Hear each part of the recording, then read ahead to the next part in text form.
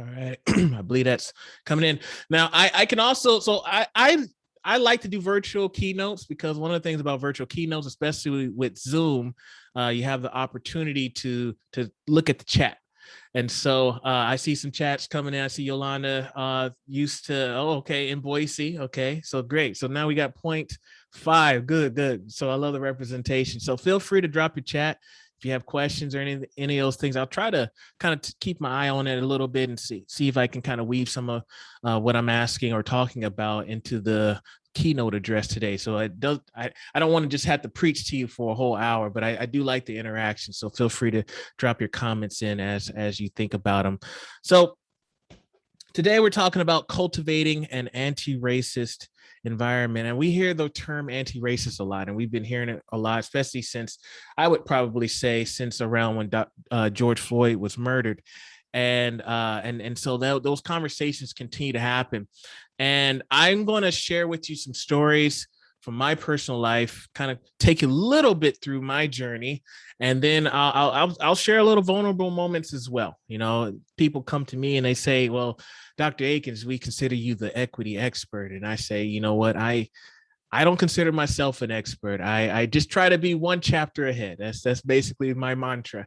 You know, we're all on a journey. There's no end. There is no, well, you have arrived. You are officially equity, you're officially anti-racist, or whatever it is. It's something that we work towards.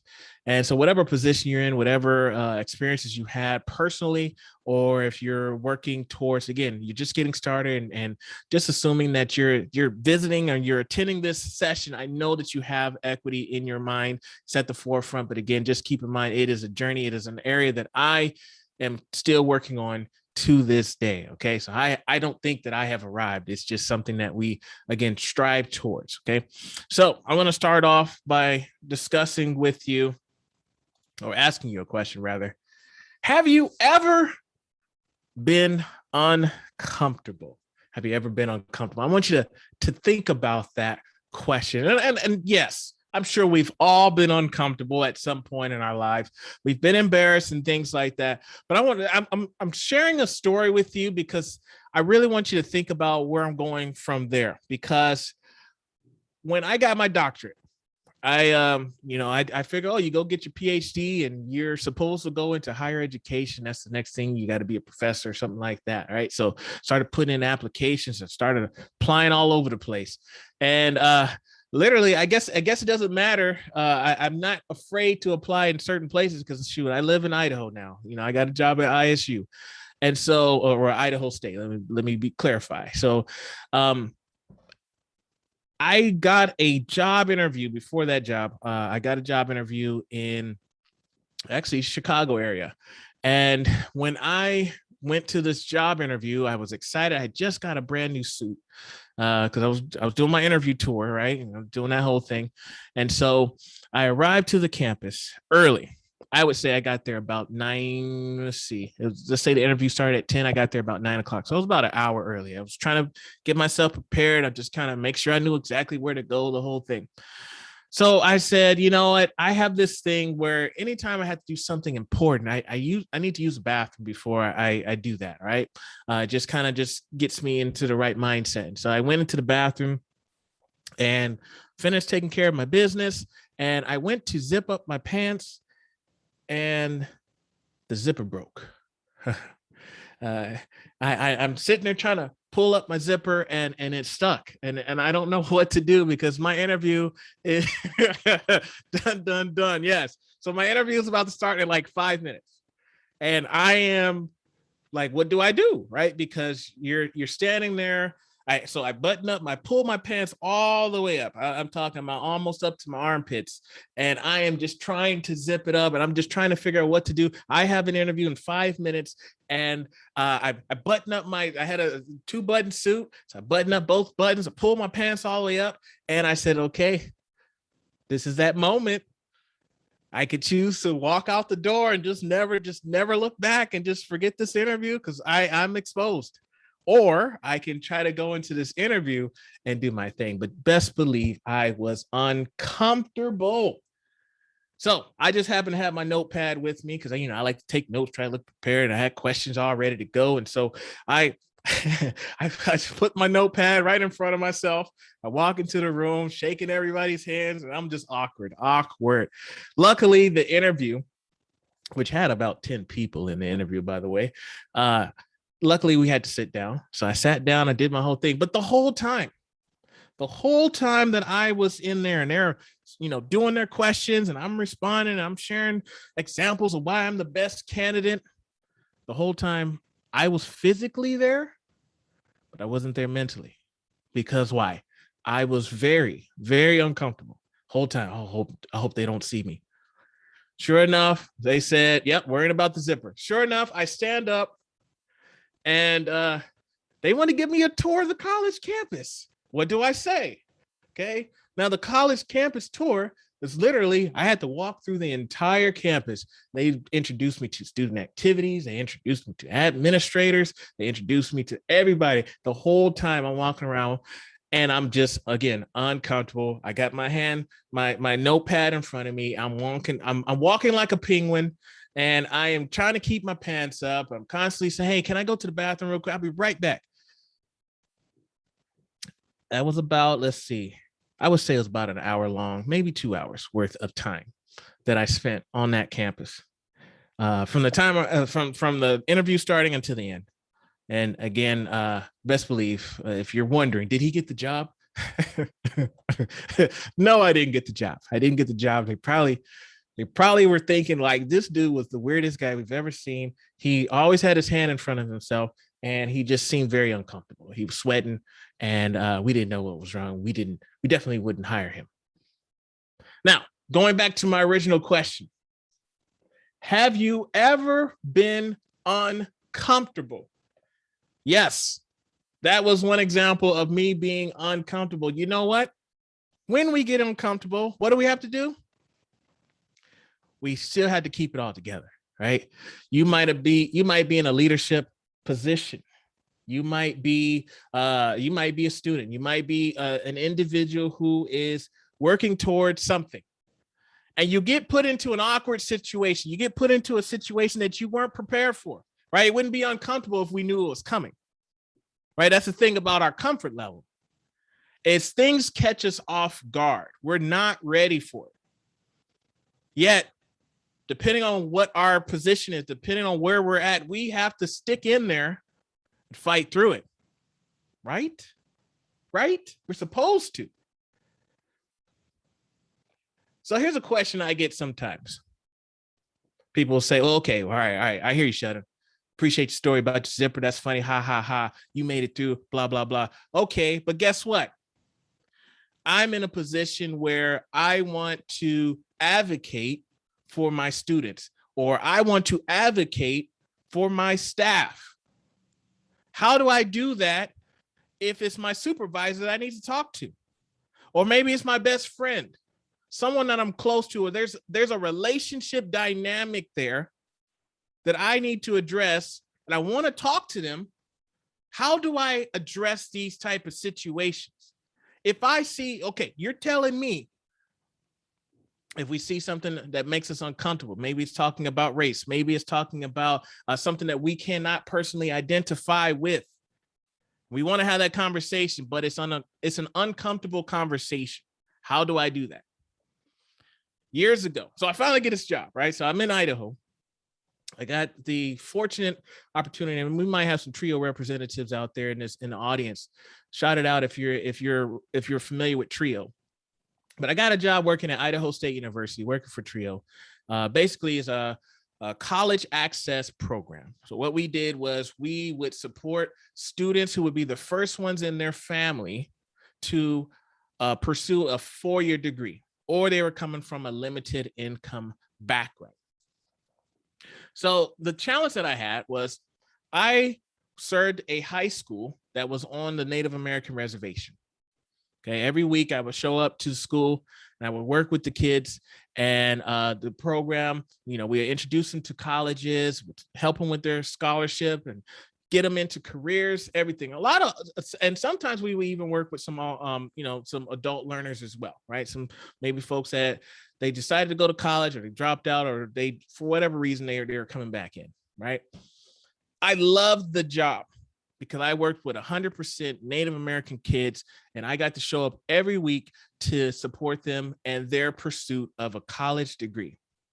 The challenge that I had was that this school was one school of about 10 other schools within the grant,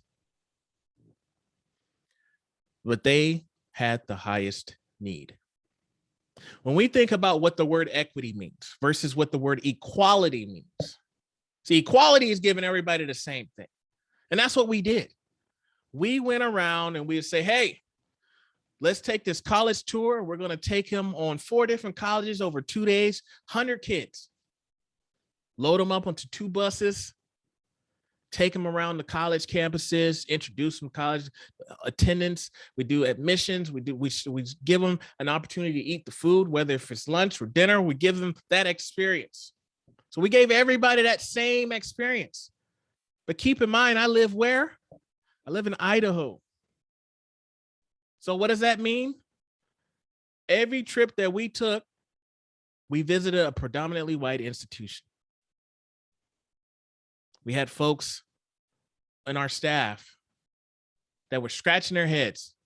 For some reason, we can't seem to get the Native American kids to show up on the bus. You know, I would personally get them registered. I get them signed up, permission slips in. I was calling them up the morning of, the day before, calling parents. Hey, the trip's tomorrow. And for some reason, the folks couldn't figure it out. Kids wouldn't show up. Okay. So what did I tell my supervisor? I said, you listen, we have a problem here. We have a group of kids from the reservation who have the highest need. Their statistics show that they actually need the most support when it comes to college access. That's what the data says. However, every college tour we take, we're visiting predominantly white schools, and we're trying to figure out, well, why aren't they showing up on the bus? Why aren't they going on these trips? They're Native Americans. And I told my supervisor, I said, this is not right, because you're the first one that's telling me to go to the reservation, go get that letter of support, so we can have them in a grant to make sure that we can get the grant, because it makes our stats look good for the grant overall. I said, we need to make sure that we're being more intentional with our approach to college access for our kids on the res. So I told my supervisor, we're doing a college tour that's indigenous. We're going to take a tribal college tour. Keep in mind, in the state of Idaho, there are absolutely no tribal colleges. What does that mean? We got to travel out of state. My supervisor said, okay, Shanna, I see what you're saying, and I agree. So, we went to Montana. You know where we went? We went to South Dakota. Anybody know what's in South Dakota? If you know what's in South Dakota, put that in the chat box. What's in South Dakota? Because that's where I took them. And we stopped at various colleges on the way. Somebody said the mountains, Mount Rushmore. Yeah, Mount Rushmore is there. I saw it in there. Crazy Horse Memorial. I took them to the Crazy Horse Memorial. I enjoyed it. The kids enjoyed it. Took 10 kids, took one big old van, loaded everybody up, 11th and 12th graders, took them we stopped at Wind River Reservation. We went to Oglala Lakota Reservation. We went to tribal colleges. We went to the Crazy Horse Memorial. Because again, I wanted to be intentional with my approach to a college tour. The Black Hills. There you go. Pine Ridge. And so you could imagine the kids' faces as I watched the students. They were participating this time. So every now and then I would get at least one child, maybe sometimes 1 or 2 students will show up, best friends will show up on the trip. They weren't engaged in the college tours before, but I watched the kids interact with each other. I watched the kids interact with the faculty as they watched people that looked like them. College degrees, doctorates, indigenous community, doing well. We had several kids going off to college to one of those schools the year after they graduated. Now, what I thought was funny, so Mount Rushmore's out there. It's about 20 minutes drive from Crazy Horse. I asked the kid, I said, okay, kids, this is the end of the trip. Y'all want to go over to see Mount Rushmore? You know what they said to me? They said, those aren't our presidents. I said, well, I hear you on that. You know what, to be honest, some of those presidents on there had slaves. I don't need to go over there either. So we just drove by Mount Rushmore and some of the kids took pictures. But again, I wanted to make sure that the trip that was given to them, again, we're the first ones to go to the reservation, go grab the letter of support so we could put it into our grants. We could have the kids in our grant, but then we weren't doing anything specific to them. We were giving the equality. Oh, we just have one trip coming up next month. We're going 4 colleges, but they're all white colleges. And you got indigenous kids, and we can't figure out, well, what's going on? Why aren't they showing up? Here's a question I want you to ask yourself.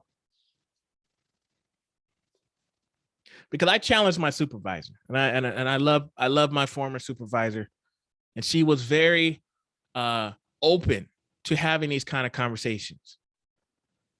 But the question I want to ask you, have I set up an environment in which my staff feel comfortable speaking up and addressing their concerns? If you're in a supervisory role, and I went to my boss and I told my boss, listen, what we're doing is not right. We're doing our kids a disservice. We have a smaller population of kids. I think I had maybe 40 kids at that school compared to a grant that housed 1,500 students. So that 40 kids out of that 1,500 students, some people will tell me, well, we only had a handful of kids of color. So we just assumed that we didn't need to do it. You know what my response is? Well, what's the quota? What's the limit?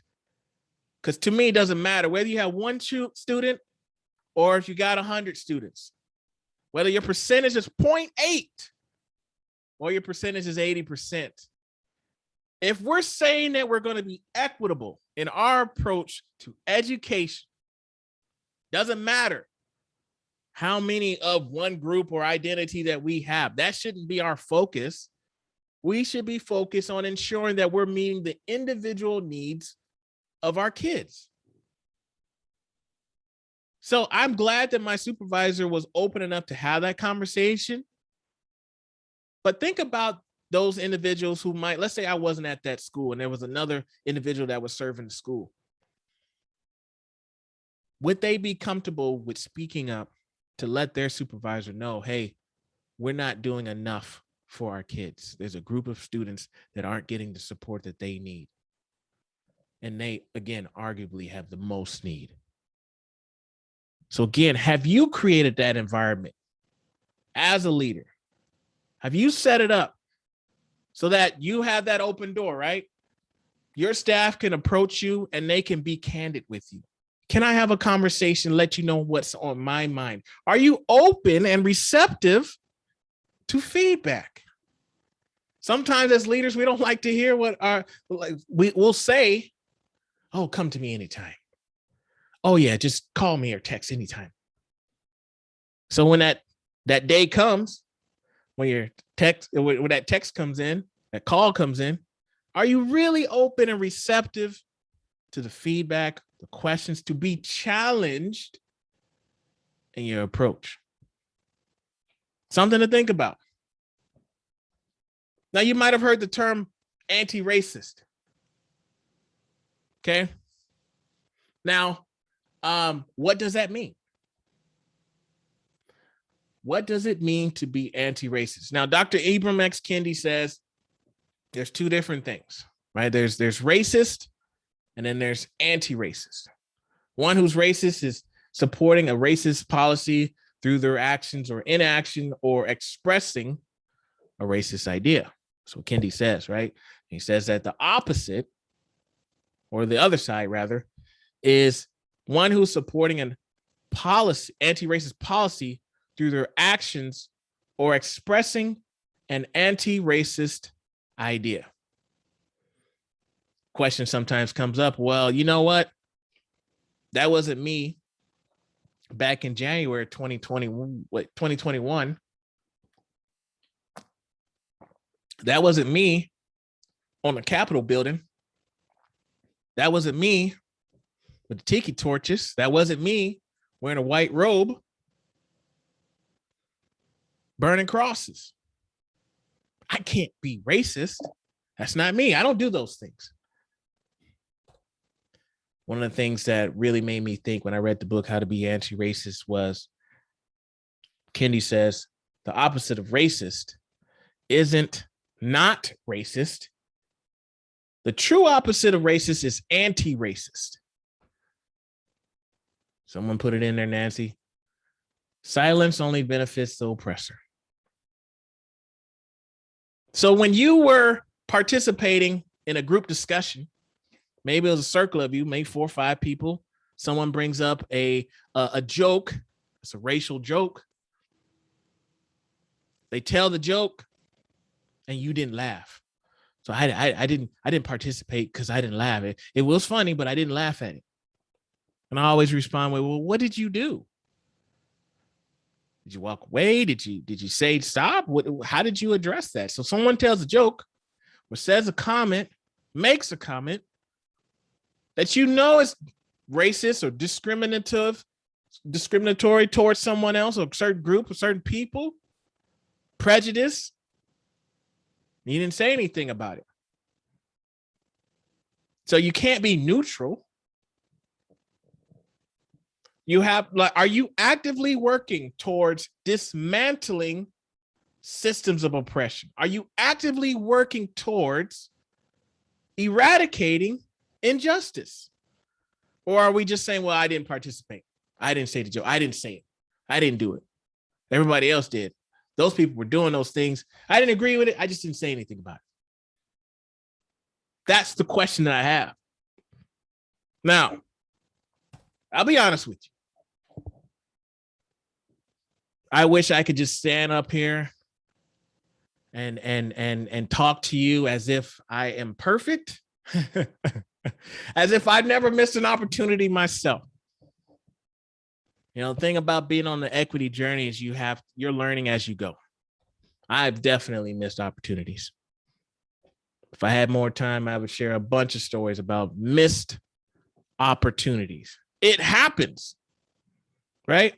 I wasn't always this vocal. You know what? Honestly, and maybe this is an excuse, and it shouldn't be an excuse, but I'll be honest. I'll be vulnerable for just a moment. Okay? I didn't always have the language to use. I didn't know what to say. I would see some stuff happen. I would hear something happen. I wouldn't know what to say. I wouldn't know how to call it out. What is that? I know it's wrong, but I don't have the textbook answer as to the definition, maybe. Is that a microaggression? Is that being prejudiced? Is that being racist? I think it is, but I'm not 100% sure. Should I say minority? Should I say person of color? Should I say BIPOC? Black Indigenous person of color? I didn't have that language. I didn't have the terminology. I just knew it was wrong. I just didn't know what to say or how to address it. And then talking about if it was a supervisor, if it was a very close friend, parent, relative, how do I address this? I was a school principal years ago. Shout out to anybody that's been a school principal, by the way.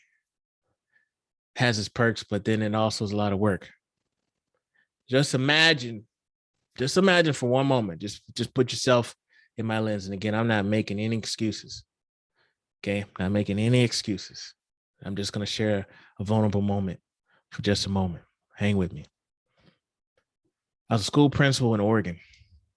School that I was serving, all white. Staff, I would say 90% white. There's a few folks of color. My staff was white. Most of the kids were white. I'm a black man in Oregon. I'm the school principal. This was a private school, by the way. Let's see, we went K. It was K to 10. It was weird. They went to 10th grade. I don't know what that was about. Anyway, went to 10th grade. One day, summer happens, and I'm doing my thing. I'm recruiting kids because it's a private school. We got to get kids to enroll in our school. I have a Black family show up. They see a Black principal. We're gonna put our kid in your school. Their son was in kindergarten. We're gonna put our son in your school because we want our son to see another Black man in a leadership role. So now I'm excited because one, I just increased the diversity in our school, right? One, and then there's a Black family, right? It's if you ever been in a situation, some of y'all might be able to relate. If you've been in a situation where you're the only person in your space and you got to navigate that every day, it's nice to see a friendly face or familiar face, and put it that way. Halfway through the school year, it's going well. Kids, I'm checking in on the boy every now and then, waving at him, say hello, trying to talk to him, make sure he's okay. Because I'm an adult and I'm dealing with this. I don't know what a 6-year-old got to deal with it too, right? One day, his teacher comes up to me and says, one of the students has been making fun of the boy, calling him chocolate boy. Everywhere he goes, chocolate boy, chocolate boy. And it's an older kid. He's like 2nd grade. Bullying the kid. I'll be honest, I didn't know what to do. Part of me is angry as a Black man hearing that this 1st grade or kindergartner is being called chocolate boy. And again, he's the only one that looks like himself besides myself. So now it makes me think, well, what does this boy think about me? Is he calling me chocolate principal? I don't know. Okay. So I don't know what to do. Because do I come at it too hard? Am I showing too much bias, if you will? Because if I suspend them for life or something, because that's what I wanted to do. So I was told this on a Friday. I didn't want to react. Again, there's politics when you're in leadership positions. Again, I'm the only Black staff. I'm the principal, and I'm dealing with a racial issue. I've never experienced this before. Didn't know what to do. So I sat there, spent the whole weekend. I got a call Monday morning from the boy's parent. We just were told by my son, my son just told us that he's been called chocolate boy. And again, he's in kindergarten, so he didn't even know, he didn't know anything about it. They just called me chocolate boy. He didn't even have an idea that this could be wrong. So he's just talking to them in just like a conversation. And they're alarmed. His parents are alarmed. What's going on? You know what they said to me? I took this like it hurt. We thought we brought him here for a reason. We thought that you being the principal would be able to protect my son. Things can happen, but we could have at least appreciated a call from you. I fumbled around. I stumbled with my response to this family because I felt bad and they were right. And I could think about it if it was my son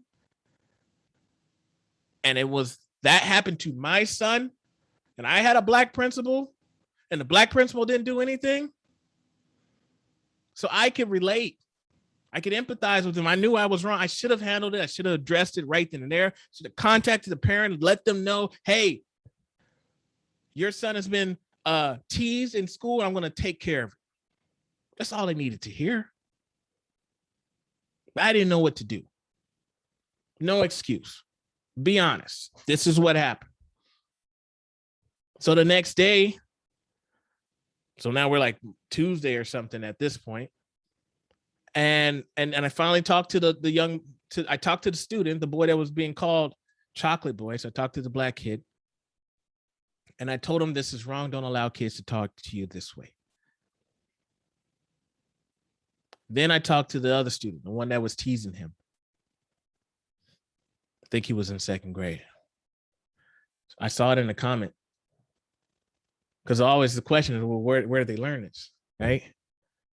Where did they hear this? Because when you talk to parents, oh, I don't know how Johnny found out.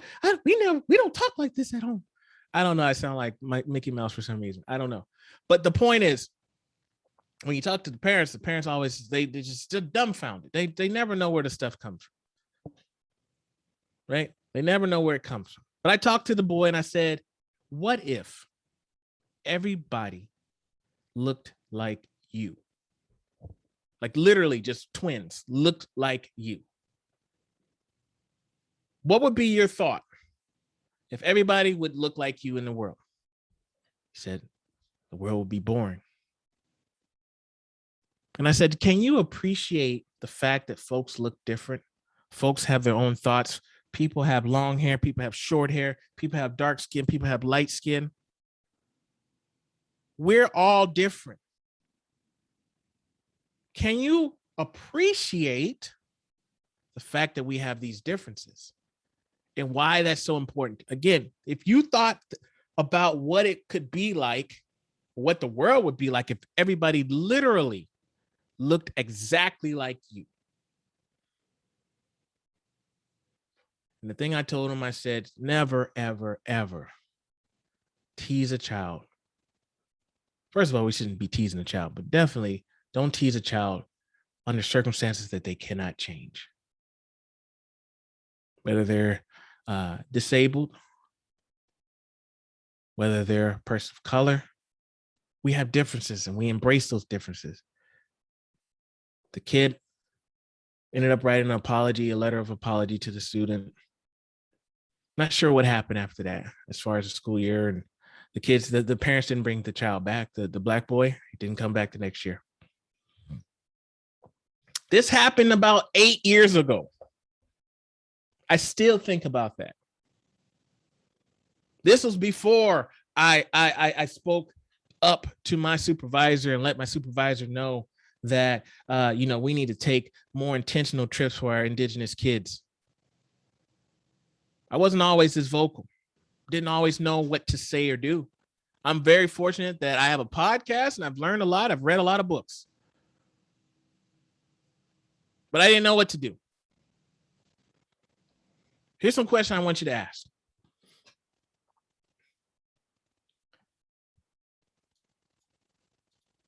If someone asks my students or staff about what they liked best about me, would they respond with comments centered around my values of equity and inclusivity? Have I missed opportunities to speak up about injustices? And what could I do to prepare to respond if inequities take place? This is one of the things I tell people. People tell me about missed opportunities. Oh man, what should I have done in that situation? What should I have said? I said, don't beat yourself up. Take it as a lesson learned. Don't.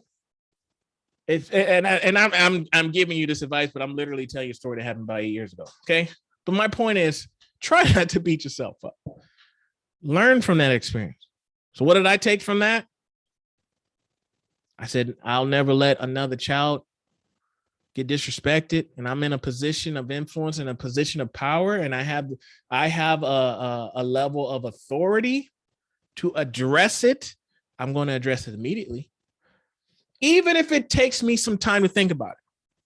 I'm going to at least reach out to the parent, family member, whoever is involved, and I'll say, I'm not going to handle this right now, but it will be taken care of. I am aware of the situation. I'm not going to sit around waiting a whole weekend because I'm off trying to figure out what to do. I'm going to let folks know, listen, I don't have a decision right now, but it will be addressed. Sometimes we are in a position where we can actually just take care of it right then and there, and that's fine. But this is something I didn't address it immediately.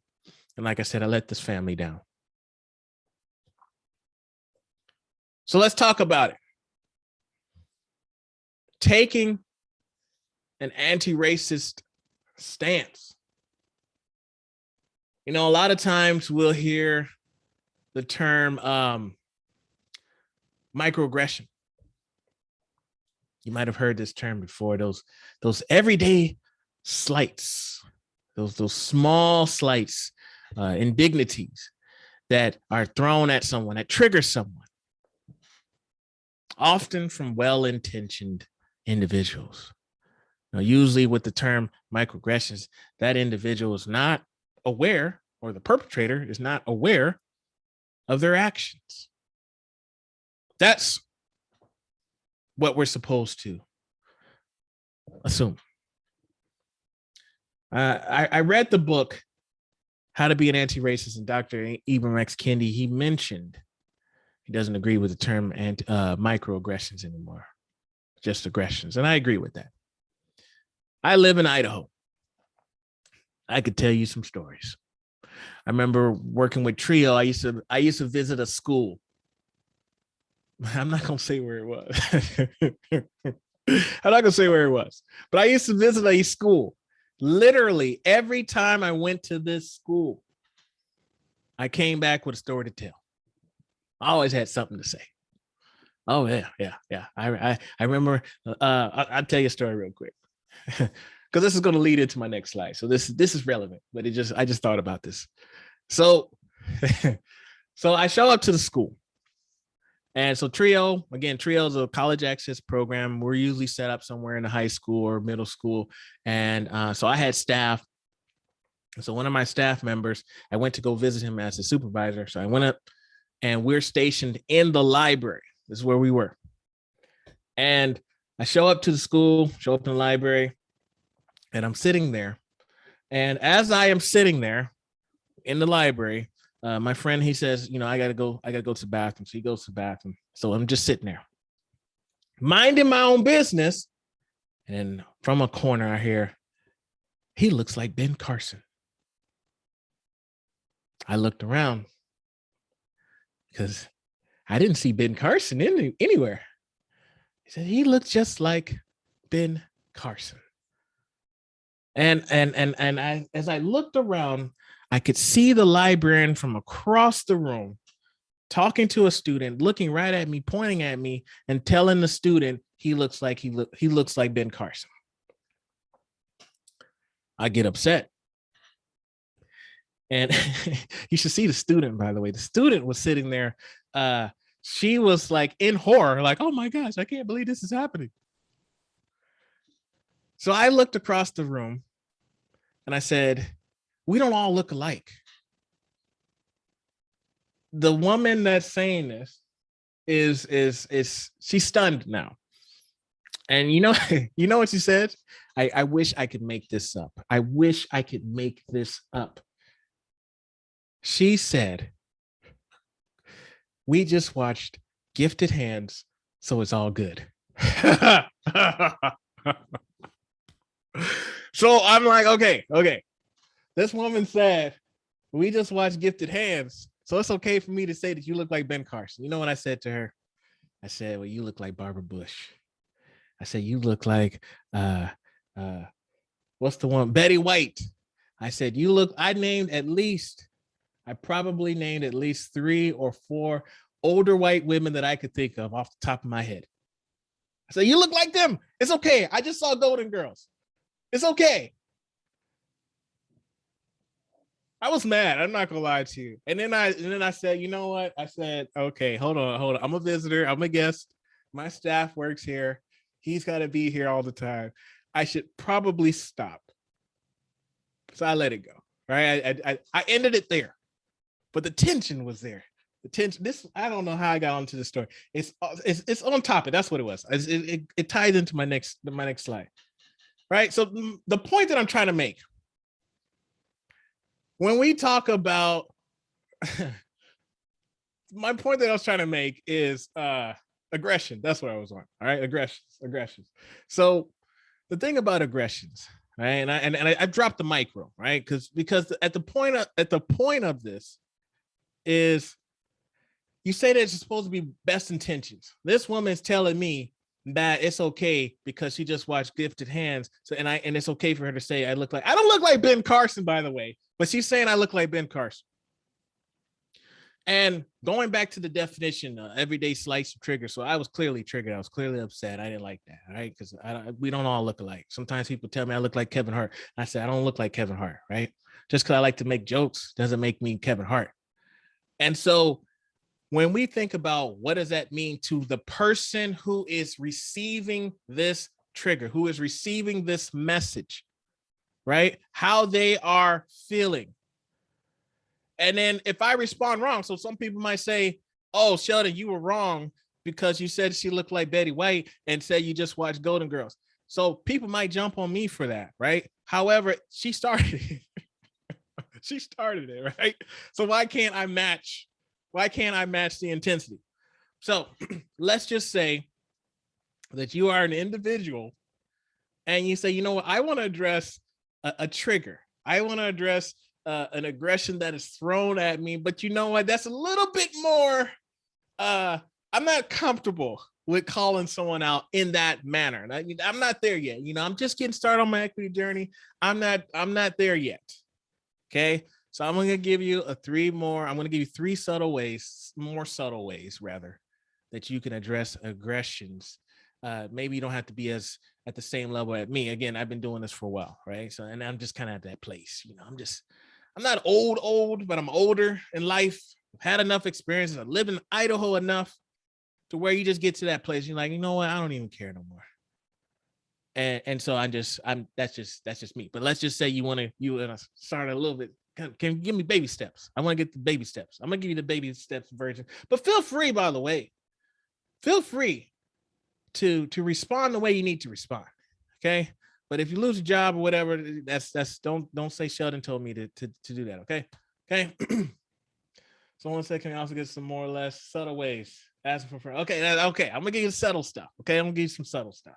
All right, because I don't want to just sit here and preach to you and not give you anything. You just leave today's session. You're like, oh man, this man just preached for an hour and didn't even give me anything. All right. So I'm gonna give you some subtle stuff. All right. So aggression interventions. The process of confronting, disarming, and aggression. And here's some things I want you to think about, because I get asked questions all the time.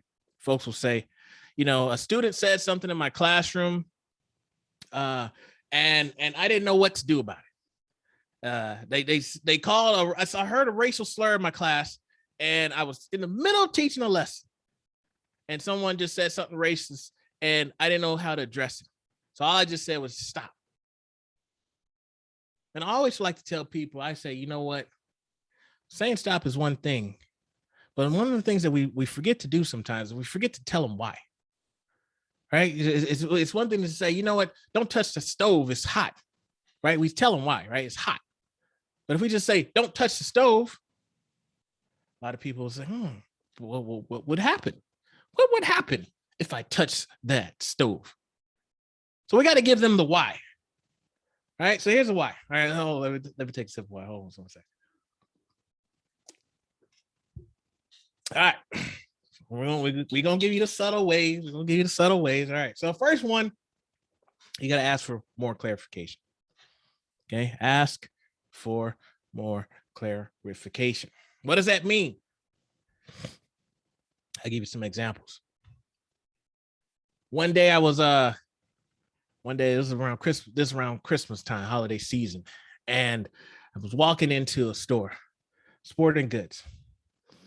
And they had one of those Make-A-Wish guys outside with the Santa Claus joints. You know, he had it on, and he had the bell ringing and all that, right? He's doing the whole thing. I'm walking up into the store, and he says, where are you from?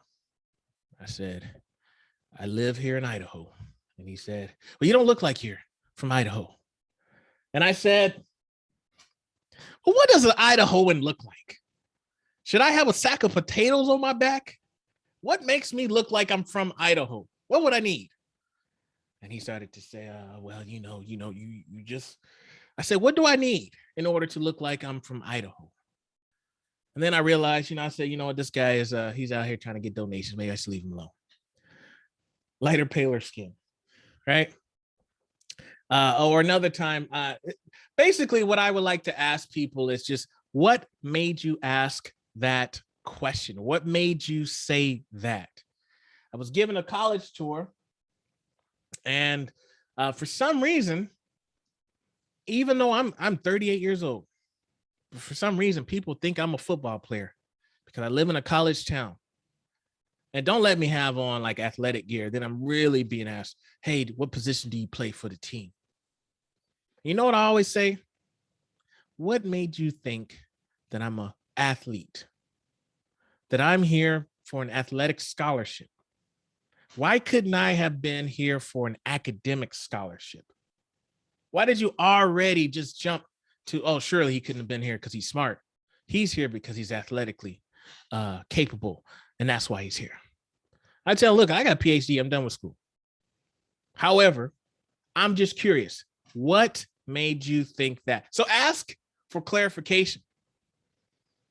It's step one or option one.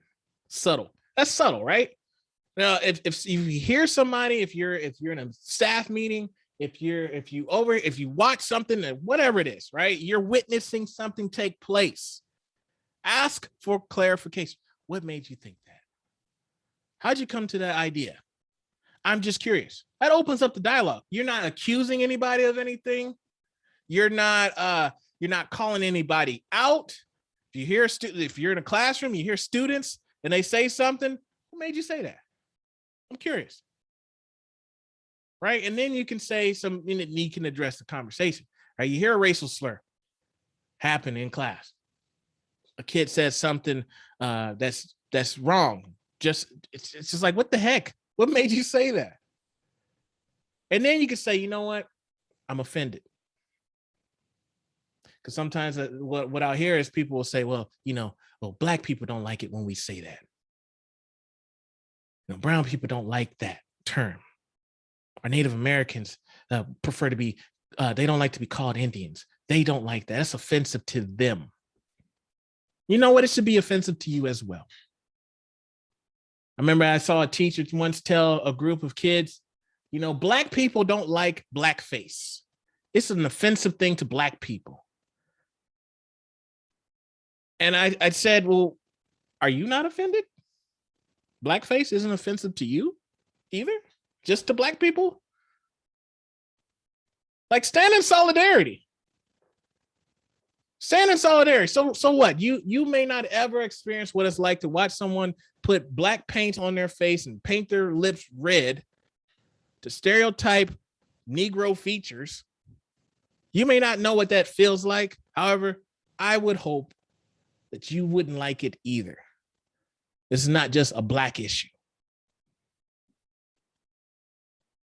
Okay.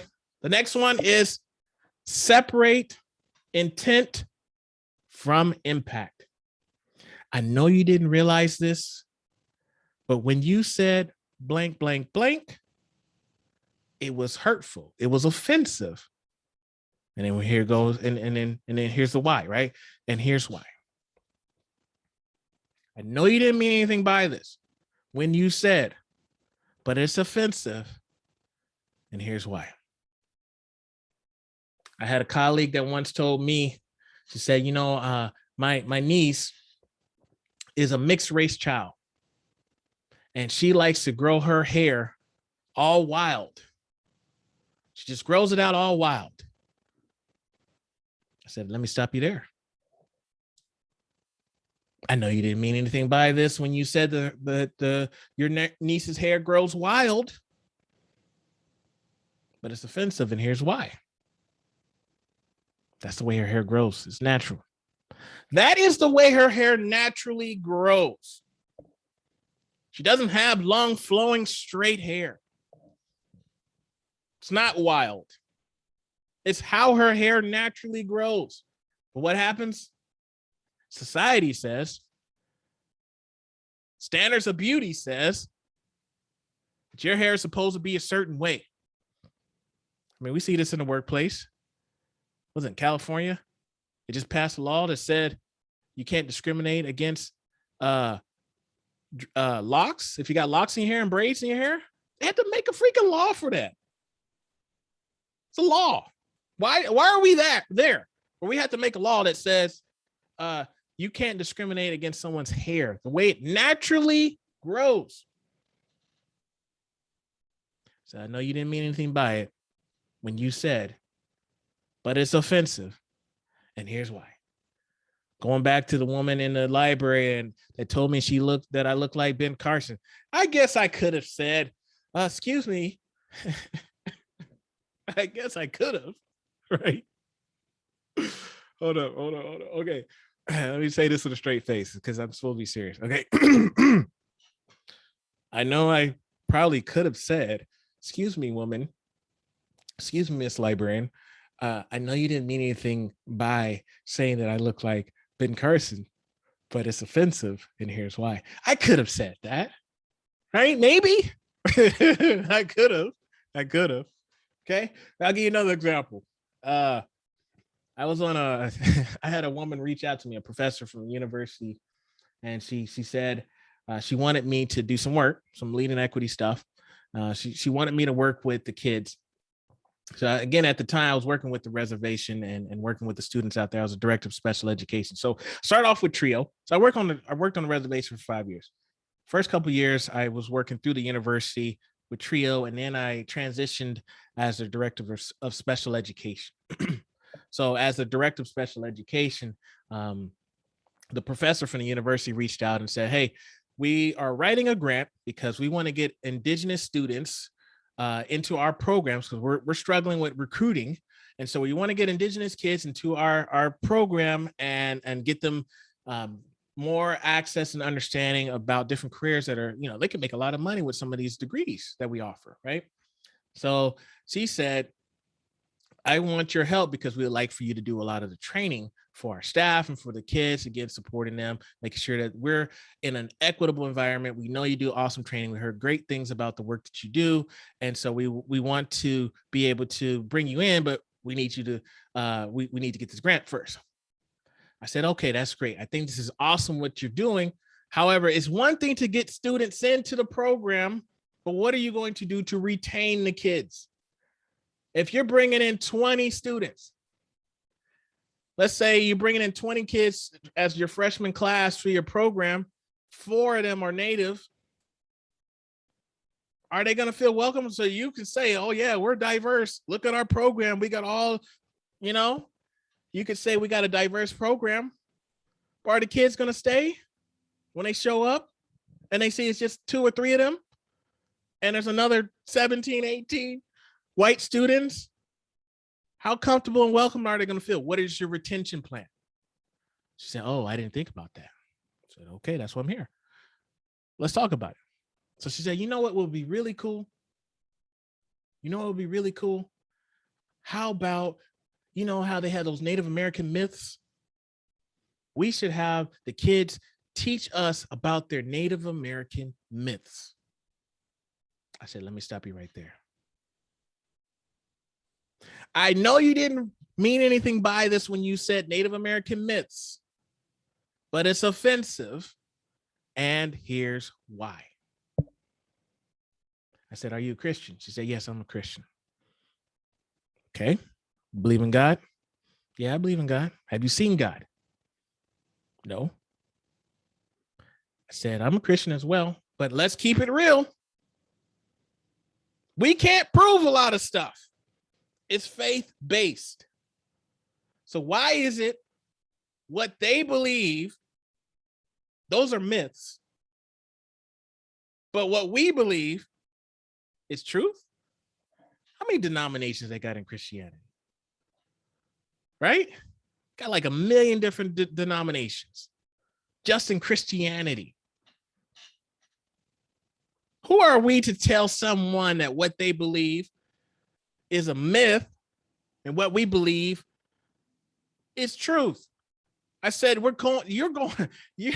said, you are going about this the wrong way.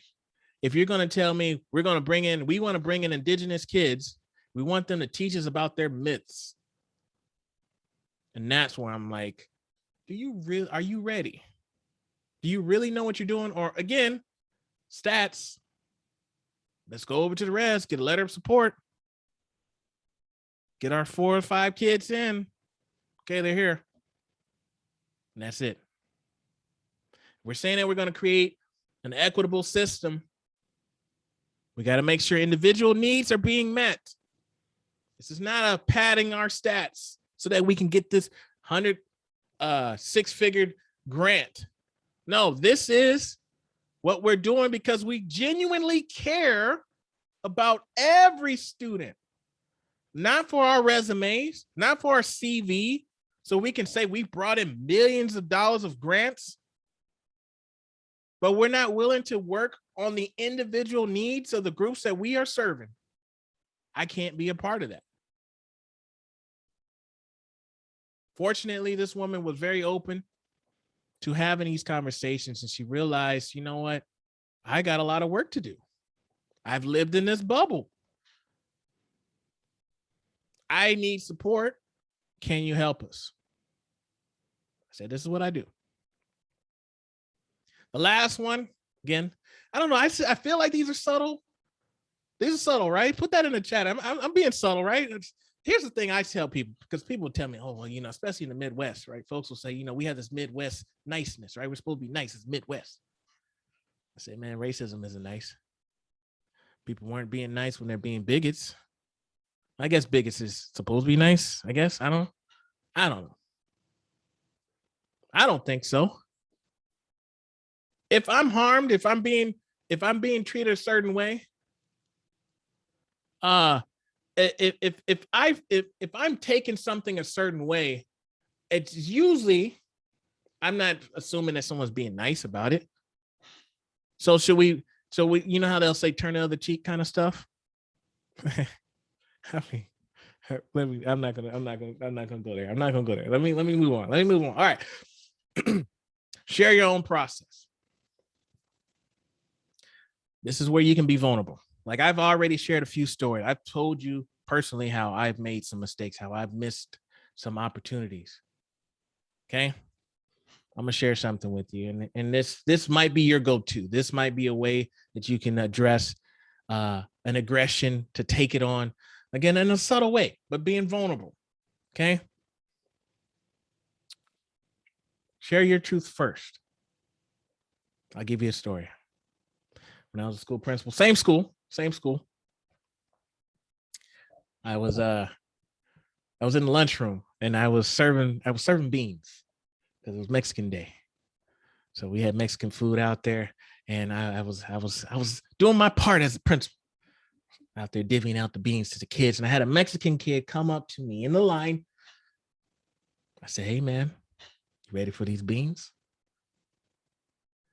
The kid said, "Oh no, Dr. Eakins, I don't like beans."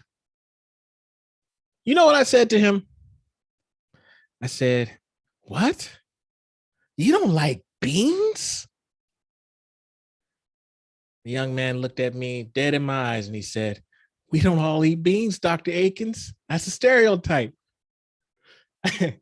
and it caught me off guard. I was like, dude, I said, "Man, you're right. I'm sorry. I'm so sorry." I said, "Man, I stereotyped the heck out of you, man. That's my bad. So he started laughing, and I'm saying, I like to joke around with the kids. And so he's laughing. He's like, I'm not gonna lie. When I eat and go to different things, there's usually beans, but I've never liked beans. I never liked beans." And I said, "Man, you're right."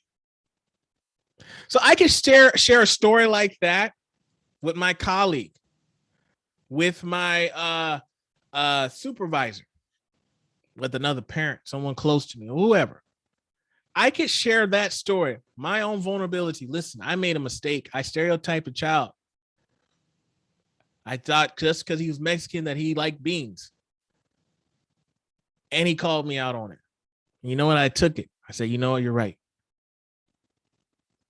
When I saw you do this, or when I heard you say such and such the other day, it reminded me of that time when I did that. Can we talk about it? So you open up the conversation, and you can word it however you need to word it, right? But you can open up that conversation by starting with your own truth first. Listen, when I was a teacher 10 years ago, or last week, I walked into a room and I did this. And so when I was talking to you earlier and you said something, it just reminded me of that story. Share your own process, share your truth first, and then engage in that conversation. See how it goes. See how it goes. You're not accusing them. And you're starting a conversation with your own vulnerability. So here's a question I have for you. And technically I gave you three, I gave you a bonus one. Okay. So I gave you three official examples of how to address an aggression, how to intervene. Okay. I gave you three examples, but there might be, and plus the bonus one, right? Here's a question I want you to ask yourself. Which one of the previous strategies to confront, disarm aggressions would I use the most? Okay.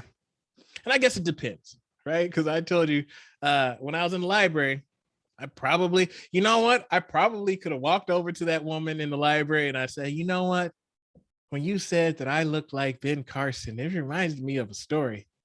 I don't have one, but I could probably, I don't know, make one up or something.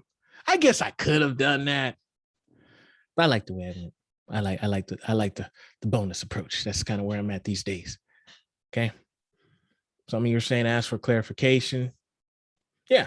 What do you mean by that? What do you mean by that? Well, tell me more. Tell me more. I like to do that. Tell me more. Oh, okay. Oh, okay. That's where you're going. Okay. Tell me more about that. Just trying to figure out how you got there. Okay. How did we get there? All right. But I guess it just depends on, again, your level of confidence. Now, I used to say your level of comfort, but I like that. I like you being uncomfortable, especially with these kind of conversations. These conversations are not easy. When we're talking about race, like I do training with groups, especially like I like training higher ed folks too, because like when I'm talking to them, I say, if you're uncomfortable, that's a good thing. I want you to sit in that. Sit in that, because that means you're thinking. That means, you know what, something's different than what I'm used to. What is this feeling that I'm getting? And I say that's a good thing that you're feeling uncomfortable. So the question I have rather is your level of confidence in addressing these things. Are we going to be bystanders? Are we going to not say anything? Are we just going to let it happen? And because our level of confidence isn't there. I just gave you 4 strategies. And you know what? Even still, let's just say, because these things will catch you off guard. You're just not ready for them. So let's just say, you don't address it then, but at least follow up. That's all I say. Come back the next day. Take some time to think about it, reflect. Come back a little bit later on in the day. Cool off. Come back and address it one-on-one. Sometimes people say, it was a group of people. I didn't want to call them out. It just wasn't the right moment. Talk to them one-on-one later on. But address it.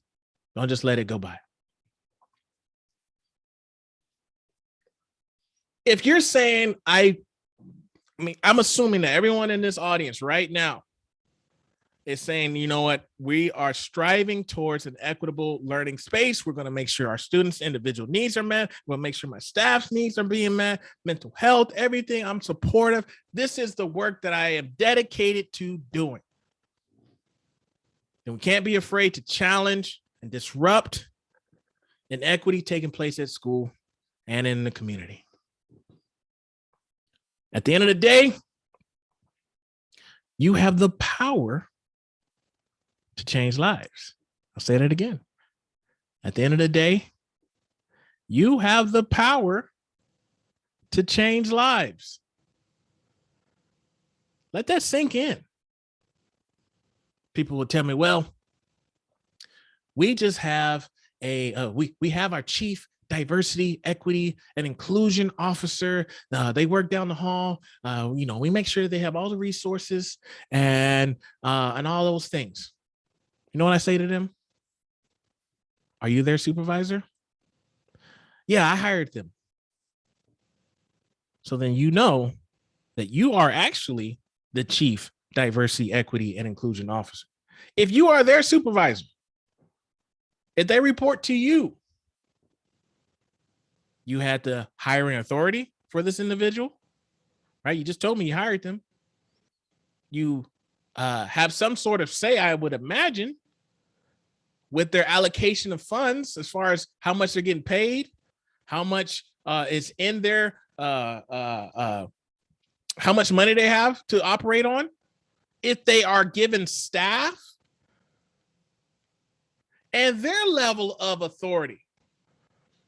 Sometimes I have some really good friends that are diversity, equity, inclusion officers. They have those positions in their schools, or they have it in their districts or in higher ed. They have these positions. And I say, do you have any hiring and firing authority, or are you in a position where you basically have to highly encourage people to do stuff? Because I remember those days. I was a director of special education. I couldn't fire a teacher if they didn't follow an IEP. I had to highly encourage the staff to follow the IEP. And I was constantly fighting to make sure that my kids' modifications, their adjustments, whatever was needed on their IEP plan was being met. I had to, but I couldn't fire anybody, but I had to get the support from who? The principal. Principal is the chief diversity, equity, and inclusion officer. Your dean, your department heads, VPs, president. So even though there might be a position, there's still someone above that. And when we think about where does that go, like as far as what level of support am I providing this individual who has this position? What level of support are they given? Have I set them up with the opportunities for success? Or have I just put them in this role because it was required? And so now anything that has to deal with, race, yeah, go talk to such and such. Something to think about, because you have the power to change lives. That's all I have for today. I appreciate you hanging out with me. Feel free, by the way, connect online. There's my social information. I do a lot of training with higher education groups. I'm working with Cal State right now. And I have a few other organizations that I work with. So feel free to shoot me an email if you would like some work done individually with your department or your area, your organization. I would be happy to chat with you to learn if there's anything that the Leading Equity Center can do for you. If you're looking for some free resources and you're a podcast listener, I encourage you to check out the Leading Equity podcast. But yeah, that's all I got. I appreciate your time. I wish I could have been there. Locally, but I'm here with you virtually. So, it's great, but feel free to reach out. I forgot who was supposed to come on next. So whoever's supposed to come on next, thank you. Thank you again for your time. Thank you very much, Dr. Eakins. And if we were in the ballroom right now, I know that everybody would be on their feet clapping for you. So I invite all of you out there in virtual land in Illinois to leap to your feet and literally applaud. We thank you for starting off our Forum for Excellence, for giving us so many thoughts to consider and actual words to use, which are very powerful. So thank you very, very much for that. And I'm going to pause just a second before I move on, because I want to make sure that you get your applause. Thank you. It's a pleasure. It's an honor to be here. Thank you so much. Yeah, and the applause is going in the chat. I can't even read it because it's going so fast of all the people that are clapping and, you know, and all of their thanks to you. So thank you very, very much. It's a great start to our Forum for Excellence and gives us so much to build upon. So thank you for that. All right, so as you continue to applaud, I have a little bit of housekeeping. I hate to follow Dr. Eakins, but yeah, that's my job, so I will do it. And here's the housekeeping. And this is, you guys, this is some important information. So hang with me for a second. Hopefully you'll enjoy all of the sessions that are coming up in the Forum for Excellence. They can all be accessed in the Whova app or on the website, and you can join each of those sessions 10 minutes prior to the start time. Great news for you. Every single session, including this one, is being recorded. So you literally can go to every single session of this conference, which is a beautiful thing.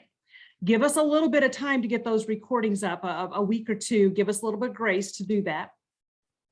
We also want to encourage you to visit and support our conference vendors. They can be accessed on the Whova app in the exhibitors tab, And many of them have promotions and specials for our Forum for Excellence attendees. So we appreciate their continued support and we ask you to go and check them out. And there's many ways for you to interact and network. We want to try to make this conference as engaging as possible. And we know that networking is important. You probably want to get together with other people and have conversations about the information that you've just heard this morning and all of the thoughts that you have surrounding that. So we want to encourage that. To find people with common backgrounds and interests, click the recommended tab, or just pick somebody out there and start a conversation. Just somebody you're passing in the hallway, except it's on the Whova app. If you haven't already, please introduce yourself and complete an icebreaker. I really encourage you to take a few minutes and go and read all the people that have introduced themselves. It's a great way to network and interact. For help with any of these items, click the resources section and then choose Whova app attendee guide. So resources, Whova app attendee guide, that helps you. And then lastly, please like and share our posts on social media. You can put shout outs to Dr. Eakins for the great message that he had this morning. Our hashtags are Forum for Excellence, the number 4, and Excellence for Equity. Oh, it's the number 4 again. So as always, to all of you there, thanks for your efforts and support to all of our learners in Illinois. We appreciate all that you're doing, and we appreciate you attending the Forum for Excellence with this year. And that's what we have. The next session will start at 11 o'clock, so you have a little bit of break, but we'll see you in your concurrent session at 11. Thank you, everybody.